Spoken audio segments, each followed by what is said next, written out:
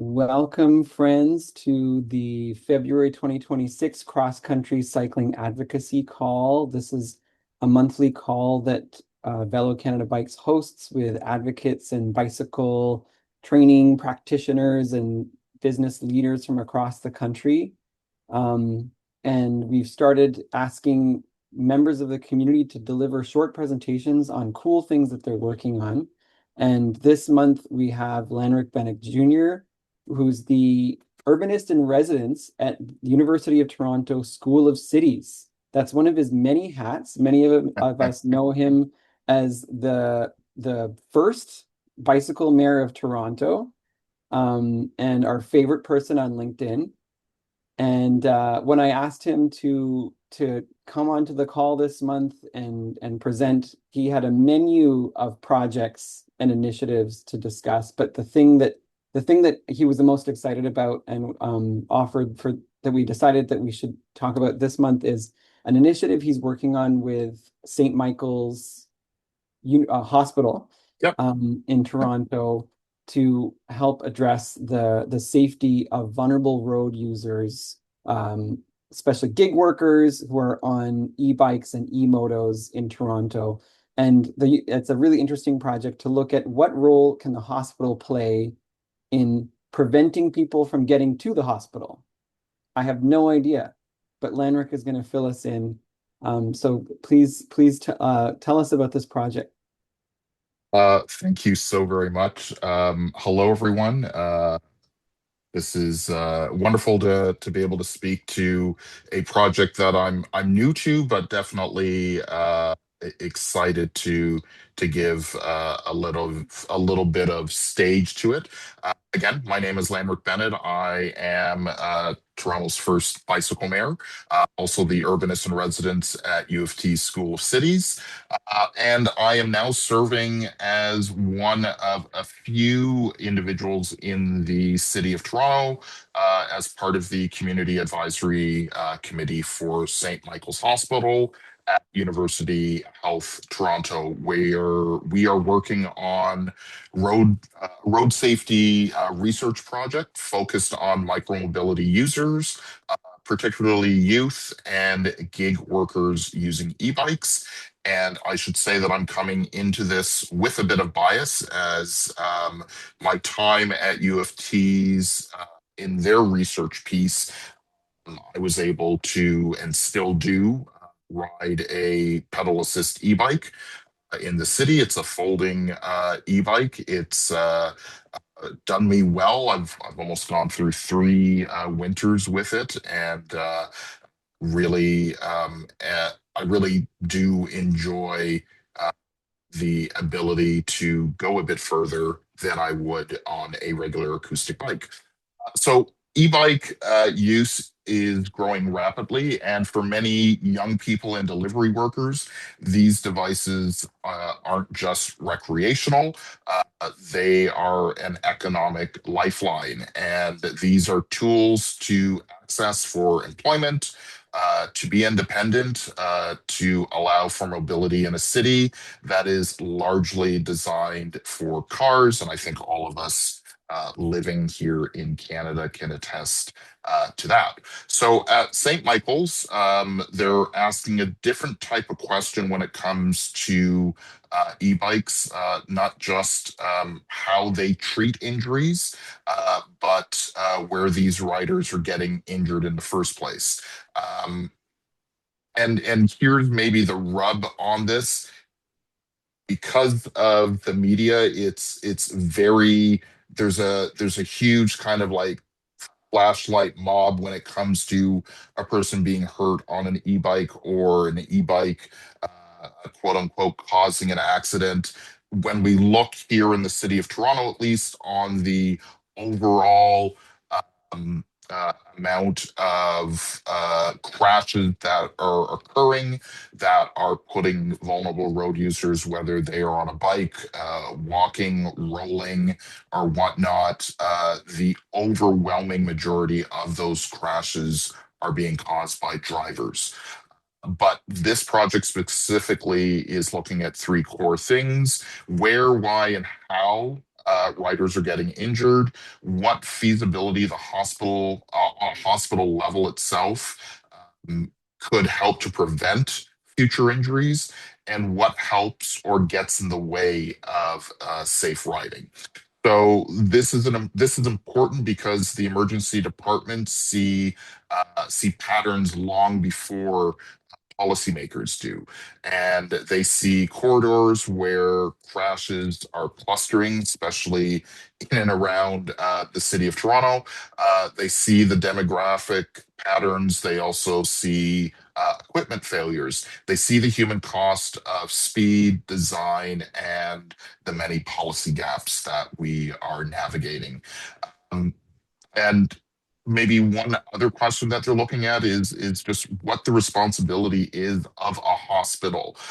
Um, they're not just there to mend broken bones. They should be and hopefully can be advocates to uh, properly um, proactively look at keeping individuals, users, the general public safe. And as this debate continues to grow around licensing, around regulation and enforcement, particularly from our friends down south in New Jersey. And if you're not familiar with that, the state of New Jersey has put forward policy where all electrical bikes need to be licensed, the riders need to be licensed, they need insurance. They basically made it a car, and we were hoping that that default of what New Jersey has done is not something that comes to Ontario, Toronto, any city in general. We don't.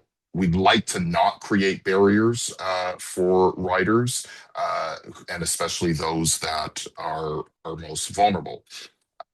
So, if we're all serious about safety, we have to address some of the key components: infrastructure, labor conditions, speed, and design, as these are not necessarily things that are uh, because of the writer itself. And I'm going to apologize. I did have a presentation set up for you guys, but I don't know if you can. I'm hoping everyone can see me okay because I'm in a bit of darkness here because we don't have any power. But essentially, what the CAC is. The Road Safety Community Advisory Committee supports a hospital based research project. It's funded through the Ontario Road Safety Research Partnership Program, which in itself is kind of amazing that the Ontario government is sponsoring, putting effort and monies into funding a larger understanding of micromobility devices, vulnerable road users, and individuals that are presenting to the emergency rooms after road related injuries.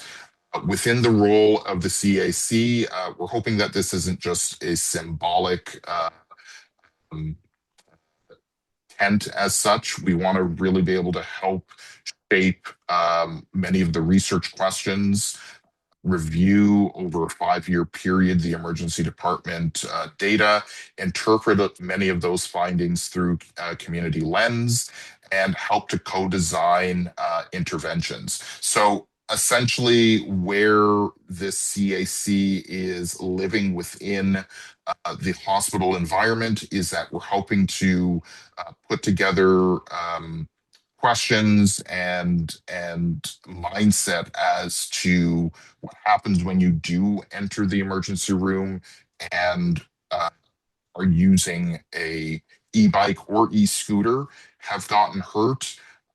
We're trying to craft very prescriptive questions so that the emergency teams, the nurses, nurse practitioners, and doctors can understand who's getting hurt, where they're getting hurt, how they're getting hurt, and having that information then funnel to the proper departments throughout the city so that we can minimize and or eliminate future risks for riders.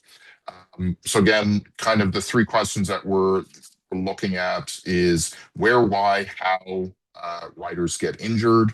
Uh, Again, what the hospital's level of intervention could be, and how can we help safe riding within the city, and maybe what is hindering those pieces. Many of the riders that we're discussing within the hospital environment are young people, are newcomers, are workers under, I wrote this down as algorithmic pressures. So, gig workers in general, um, when you are basically riding with an app that determines where you need to go and how soon you need to be able to either pick up or deliver a item, that puts undue pressure on those riders who are being paid but aren't necessarily taking into consideration um, their safety or others' safety. So, where speed is incentivized, we want to be able to take a look at that cost in putting vulnerable road users in danger. We're also looking at infrastructure and its inconsistencies. I'm talking to you from Toronto. I live in the east end of the city. Very lucky that I live a couple of blocks from Danforth Avenue, which connects across the Don River to Bloor Street. So I've got like this 15 to 20 kilometer straight east-west line to get me in and out of the downtown core. But as soon as you get off of that one major cycle track, it becomes a bit of a hodgepodge. And here in the city of Toronto, we're still trying to connect those inconsistent infrastructure pieces. We're also dealing with snow right now. And 3 weeks ago, we had a major snowstorm, and it literally took 21 days for the city to be able to clear almost 95% of our bike lanes, which is unheard of and just puts so many other people in danger. Um, so going back to the work that we're doing right now, the excuse me, the project is within its first 3 months. We've met as a group 3 times. It's early days, but we're really excited about the prospect of again being able to uh, put our heads together to create a variable of understanding for the types of riders. As I said, e-bikes, the usage case right now is huge, and new bike owners, new bike users. The city of Toronto also has e-bikes in bike share TO. So the want for electric uh, bikes is huge, but we want to try our best to be proactive in being able to assess, understand, and mitigate people getting hurt, whether that be the riders themselves or vulnerable road users in general.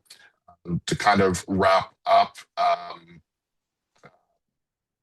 where the hospital is going to really be fine tuning much of its data is making sure that it's identifying again high injury corridors. So we're going to be able to map out the entire city and be able to take a look by ward where the most dangerous, or at least where the most um, contact that is causing conflict or crashes with e-bike riders. We're going to be looking at different types of equipment. So as I said, I use a pedal assist e-bike. but there are e-bikes that are throttle based. We also have e-scooters. We've also got here in the city of Toronto where it's actually illegal to use e-scooters, but because the city doesn't necessarily have, they're not, we're not utilizing or forcing people to abide by that bylaw. We've got many riders out there right now that are still utilizing that means of mobility.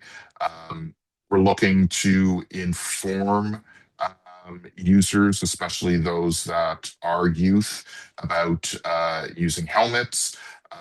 We are trying to partner with businesses and other micromobility shops in the city to also try and elevate the education of e-bikes.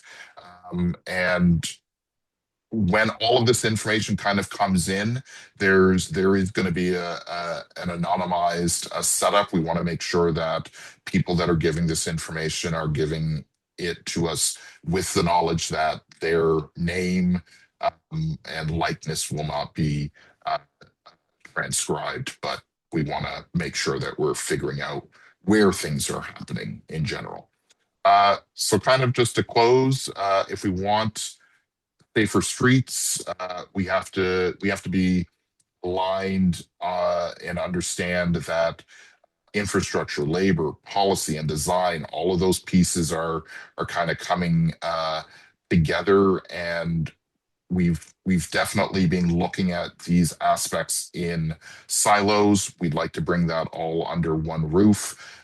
Um, Understanding that hospitals are uniquely positioned to bridge that gap of understanding those four quadrants and bringing that together.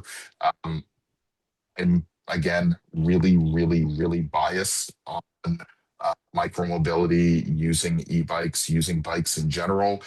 Um, it's not a war on cars. It is so much more a understanding of giving people options to be able to move equitably across the city. We want to be able to do that effectively, safely, uh, with just means and an understanding that the vulnerability of human beings is pretty important, but we think that e-bikes can be, or e-bikes and e-scooters can be a movement forward in the city. We want to make sure that we are proactively keeping those riders and keeping other people safe. So, thank you.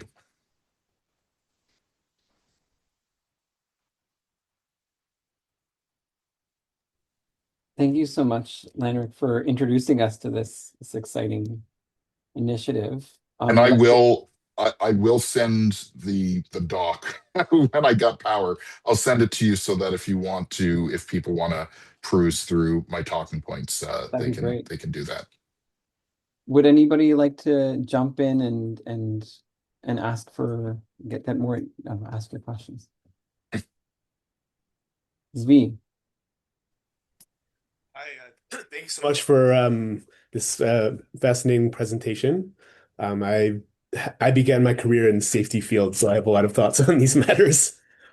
One of Oh, which actually is I find first responders and emergency room experts are not necessarily the best people to understand public health issues, and th this is something I think we need to be wary of. Like, because they're seeing things obviously from the lens of collisions and injuries. yeah, And from a public health perspective, just getting people active in any way at all, like diseases associated with sedentary lifestyles is our biggest public health problem. It's not actually okay. road safety. So that's something to we I think is important to keep in mind. And a question is, are there issues? So like the framing of this, often it comes down to fear, basically. And in Ontario, we're seeing a lot of this, like, yeah, you basically that's Draw what's out the fear. What do you mean? What do you mean when you say that? that these types of vehicles are causing problems, or Yeah, people are yeah. and they're dangerous and we need to control them instead of seeing the larger issue where there's not enough space for active transportation in general of Mhm. every type. Yep.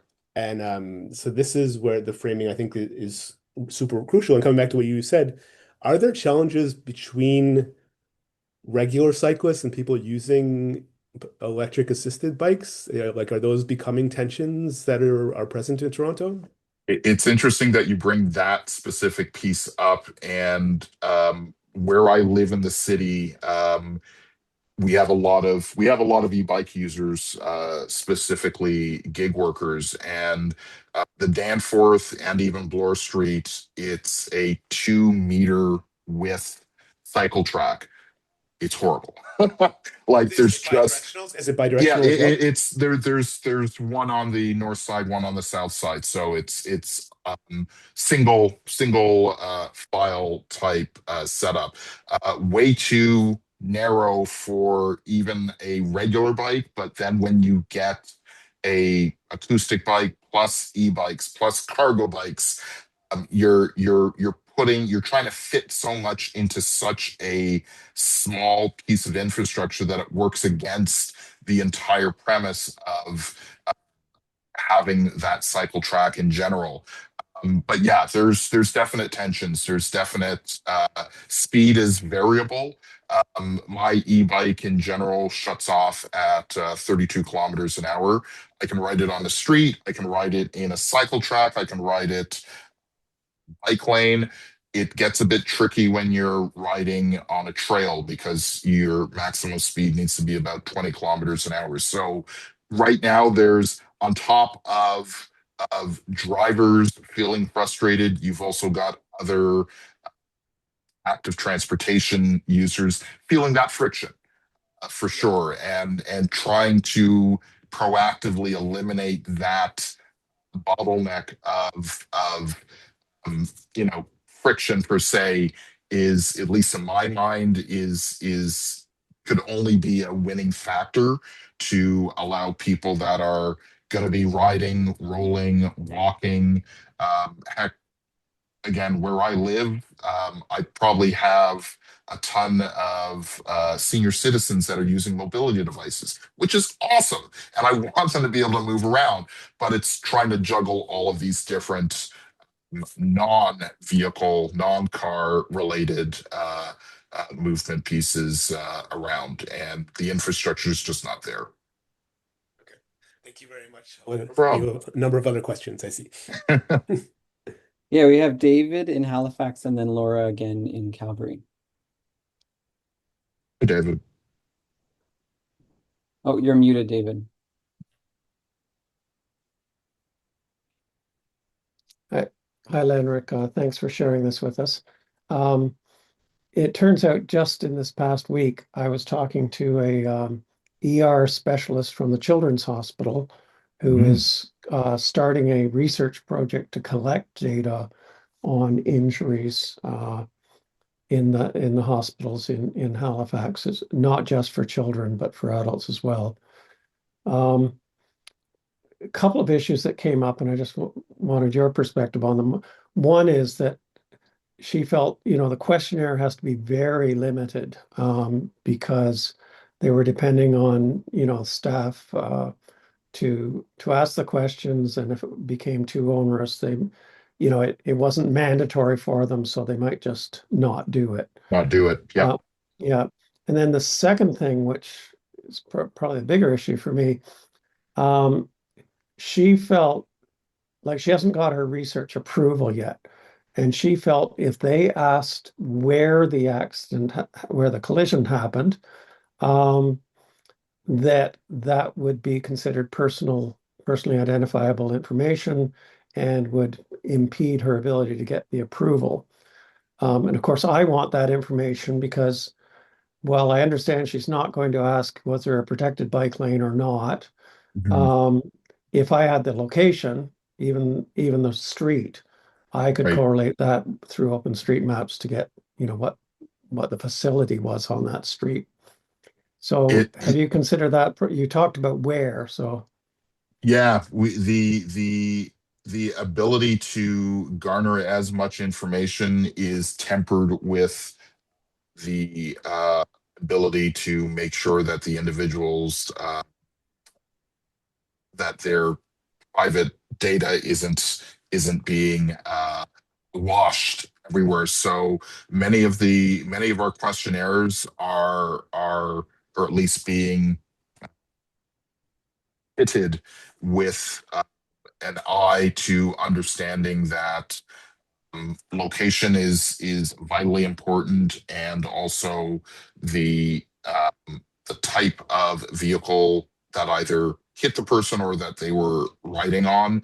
And I'm sure I'm going to be butchering how they hash this, so that those two, so the person, where they were, and what type, are not able to be linearly connected. There's a certain way of being able to mix it so that we on the or the researchers will be able to pinpoint but not necessarily be able to tell who it was. It's I'm butchering this to you, all to say that this was something that was already being put into play before we started, to make sure that the researchers were able to actively get the geographical understanding, but not necessarily put the individual that either got hurt or hurt someone else, having their uh, privacy compromised. What I can do for you, if you want to be the middleman, if I could get an email from you after this, or just send it to me, I can have one of the researchers reach out to your researcher to give them a much a much better understanding of how they were able to get past that. That would be great. Yeah, I'm sure I can get your email address and I'll send you a message. It'd be wonderful. Thanks. And next we have Laura and then Felicity. Laura. Thanks, Lanrick. I have a question about the age of users. So one of the things that Youth en Route is trying to do in Calgary is our city of Calgary has put an age limitation on the renting of all micro mobility devices at 18. And we are trying to make the argument that, 16-year-olds are the ones that actually need to be able to get around places. Yeah. And that would really, really benefit from being able to access a cheap bike share. We're trying to get some bike shares partners at schools, because we know access to bicycles is a huge, huge issue. So I'm wondering if this is being tracked, or if there's any data that you have access to that shares. We're sort of in a process of going to city council to say, hey, you need to change this because it's dumb. If a kid can drive a car, they should be able to rent Right, they should be able to do it. Yeah. But that comes back to us all the time is, oh, they're dangerous. Oh, kids are getting hurt, or kids are hurting other people because of the bikes. So just wanted your thoughts and any direction you might have.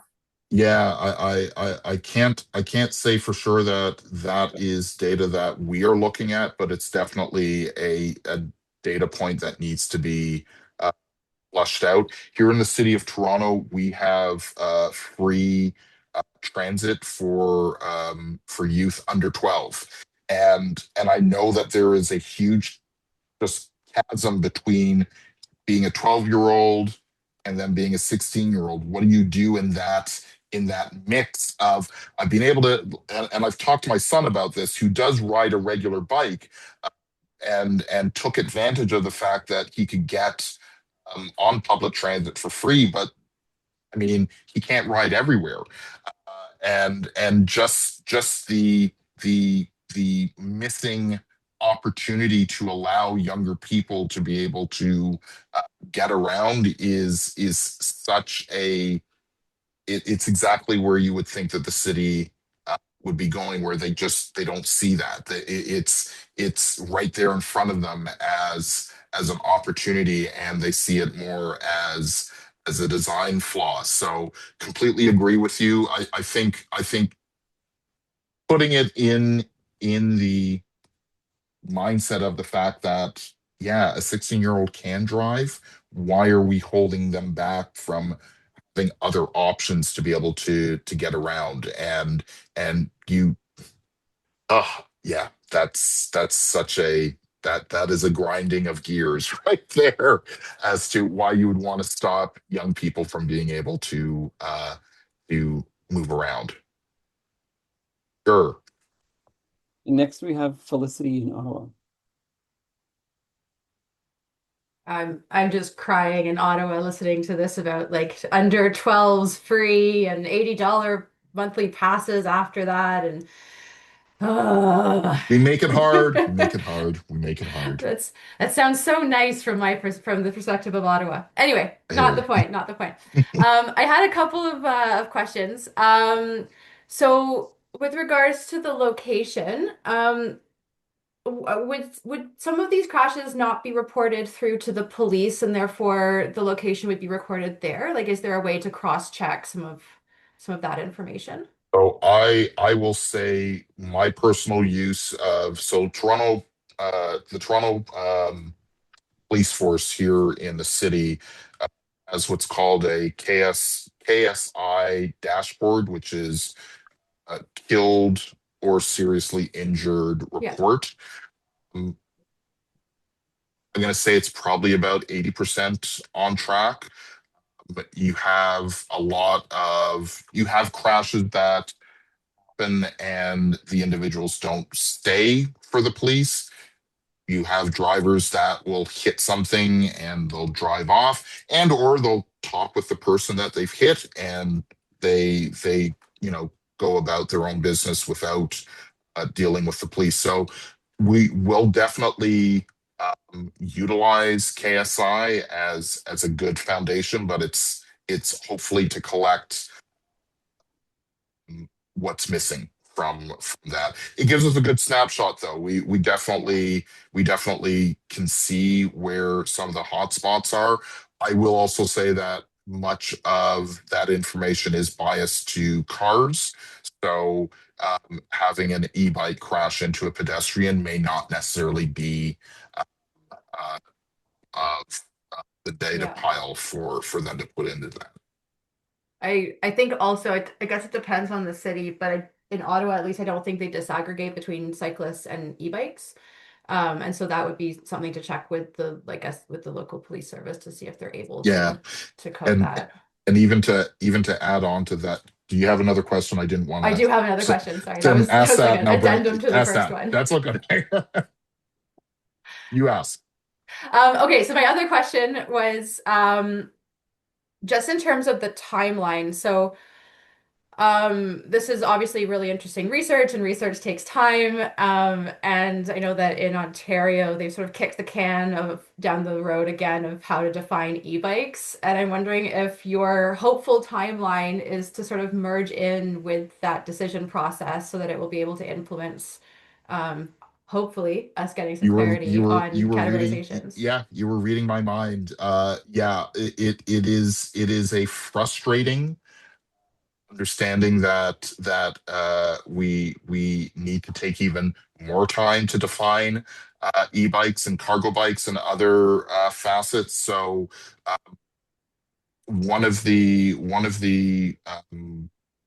portions of our questionnaire is to try and legitimize and understand exactly what a e-bike is as opposed to an e-motorcycle, which everything just gets kind of thrown into the same kettle of fish.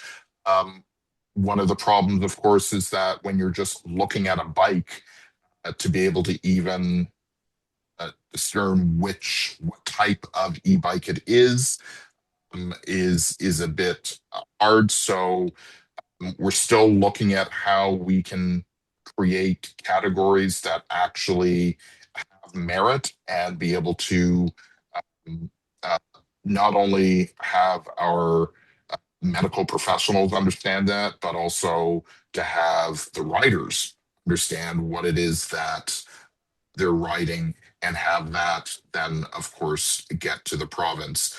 Again, I said I ride a pedal assist e-bike, but I would be hard pressed for anyone to be able to take a look at it and go, oh yeah, I know that your bike can only go to 32 kilometers an hour and then it shuts off properly, and that you don't have throttle buttons on your handlebars. It's a complicated understanding of all of these different micromobility devices, but we're trying our best uh, to highlight that frustration and try and create for buckets for all of the different types of vehicles that there are. Great, thank you.